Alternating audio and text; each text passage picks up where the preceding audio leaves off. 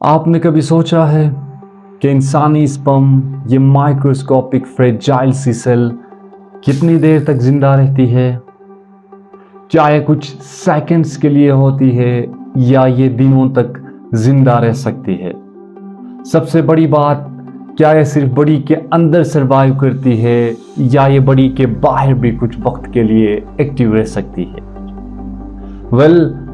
ये सवाल सिर्फ सेक्स एजुकेशन या फर्टिलिटी प्लानिंग के लिए नहीं, बल्कि बायोलॉजी और साइंस के डीप अंडरस्टैंडिंग के लिए भी ज़रूरी है। तो आज के इस वीडियो में हम करेंगे स्पर्म के सर्वाइवल रेट का complete scientific breakdown, real life condition, lab experiment और प्रूवन रिसर्च के साथ। तो दोस्तों, इस वीडियो को एंड तक देखिए, वीडियो को लाइक, शेयर और हमारे चैनल को सब्सक्राइब करना ना भूलें।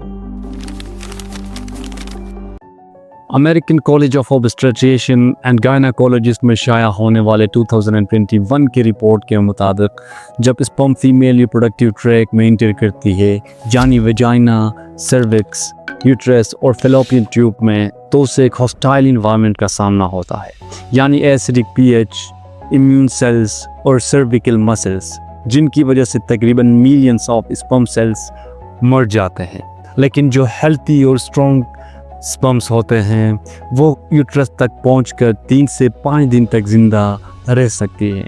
इस वजह से अगर ओव्यूलेशन से 4 या 5 दिन पहले इंटरकोर्स हो जाए तब भी प्रेगनेंसी पॉसिबल होती है, क्योंकि स्पर्म जिंदा रहती हैं और ओवम का वेट करती हैं। इसके साथ ही नेशनल इंस्टीट्यूट ऑफ हेल्थ में शाया होने वाले रिपोर्ट के मुताबिक एक नॉर्मल इजैकुलेशन में 100 से 300 मिलियन तक स्पर्म होती हैं, लेकिन फेलोपियन ट्यूब तक सिर्फ 1000 या उससे भी कम स्पर्म पहुंचते हैं और उनमें से सिर्फ एक स्पर्म ओवम को फर्टिलाइज कर पाती है।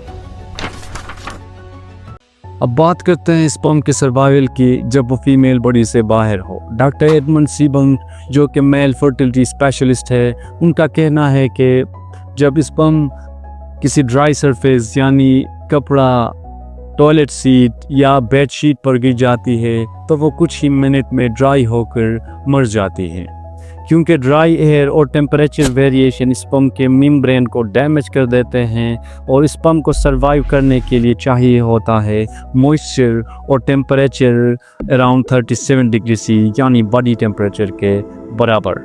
इसका मतलब है कि अगर स्पर्म ह्यूमन बॉडी से बाहर ड्राई जगह पे हो तो कुछ ही सेकंड तक सरवाइव कर सकती है, लेकिन अगर स्पर्म फ्रेश सीमेन के अंदर हो और मॉइस्ट इन्वायरमेंट हो तो वो 20 से 30 मिनट तक सर्वाइव कर सकती है। लेकिन जैसे ही सीमेन ड्राई होती है उसके प्लाज्मा मेम्ब्रेन श्रिंक कर जाता है और वो इमोटाइल होकर मर जाता है। जहाँ स्पर्म नेचर में कुछ मिनट या दिन तक सर्वाइव करती है, वही लेबोरेटरी कंडीशन ने इस सर्वाइवल टाइम को ड्रामेटिकली एक्सटेंड कर दिया है।